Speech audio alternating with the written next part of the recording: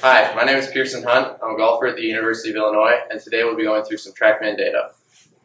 Yeah, so Trackman takes into account all the different parameters. So if you see that your ball is kind of sitting on a slope when you're playing a course, then that'll dictate how the ball reacts when you hit the shot. So even though you're hitting from a perfectly flat lie here in the simulator, it'll react differently when you hit it. So say you're standing, for me as a lefty, on a left to right slope, the ball is going to start further right and have more of a right promotion. So you'd have to aim further left to account for that slope, just like you would in real life off a natural slope.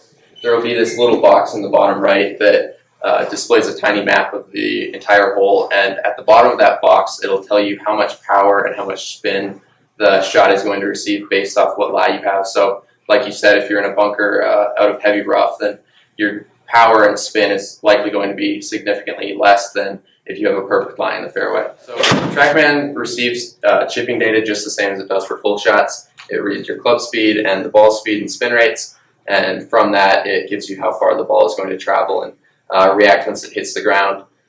Chipping is obviously much more difficult because it's more reactionary in real life. So off the turf here in the simulator, you're kind of going to have to be a little bit more creative and understand that from where you're hitting to the screen is about 10 feet. So if you have a 30-foot chip, then you would know that you can kind of visualize how far you're going to have to hit it. And like I said, just be a little bit more creative, and that'll actually help you once you get out on course, just to be a little bit more intuitive. All the different courses that Trackman offers are obviously going to range in difficulty.